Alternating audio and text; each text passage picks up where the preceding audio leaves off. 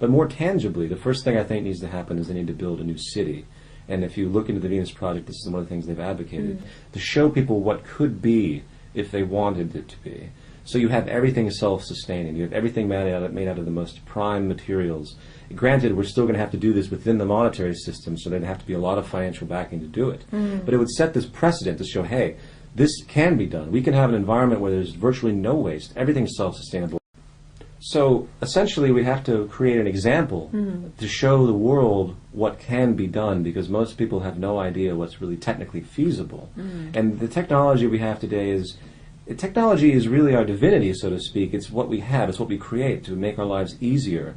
I'm not saying that that replaces other forms of, spirituality, but tangibly the utility of technology is what creates freedom for us. Nothing else. And there's nothing else that I can think of. Money and capitalism, they are tools to get through to make people a little bit more free, but at the cost of subservience and this vast type of class-based division. Everyone who's wealthy does it at the cost of somebody else.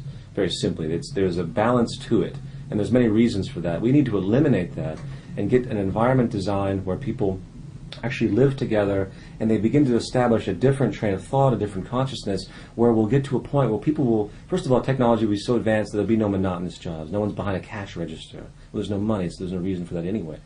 There would only be technical issues that would have to be dealt with. You maintain the environment, and eventually people would do that because they want to contribute. They understand what their role is. Not that they want reward from it, not that they want to take. They want to give because they realize that giving is what the system is. And it's much more natural to the human condition, I think, than just taking. And they realize something more important.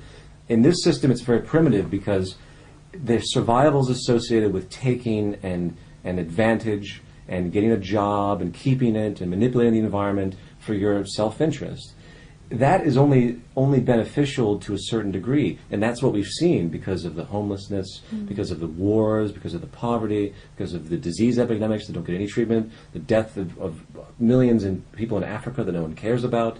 This is the cost of this. So it's in their own self-interest in a different way to actually contribute to society, and that's really the awakening that needs to happen, and that's what the entire element is completely about with the Venus Project and the Zeitgeist Movement, which is a grassroots means to try and get this information out there, get this understanding out there, and get people motivated on a global level to move forward in this direction. If this could happen and we could all work together for a project such as like the Venus Project, but I think unfortunately the people who are in control at the top have got such ingrained and they have such power. Sure. And every day you're seeing them take more power. Well, in the short time we still have to do the general activism. Yeah. We still have to combat these things on a fundamental level, and a traditional level, traditional protest level, traditional activism level. But I think over time the power elite is only as powerful as the people that support their system, which is why I advocate at the end of the new film to start boycotting different attributes of the system. For instance, if no one ever joined the military ever again,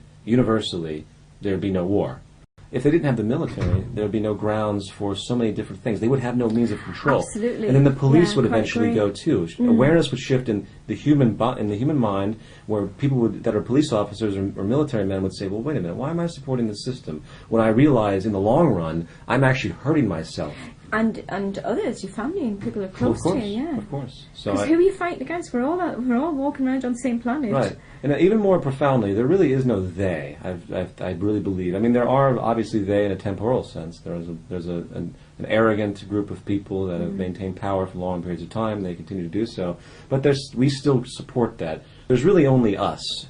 And as long as we focus on the they, on a cognitive level, on a psychic level, so to speak, they will always exist. People give them the power. Yes, they give it up and they support the systems that have been created by them. But it's actually us. So that's one of the more cataclysmic things that people don't really realize on the fundamental level, that there really is no they. So I don't advocate activists that can perpetuate this, we have to battle the New World Order or battle this and that. They don't really get it. as far as I'm concerned. You know, I don't like that. I think they have to realize there's a reason why peace protesters have met with guys with automatic weapons, because they're waiting for the peace protesters to do something to bring them to the level of the men with the automatic weapons so they can use it. They want the conflict. So conflict isn't going to resolve anything. Yeah. So the more we battle something, the more the battle's going to go on. So that's something that people need to think about.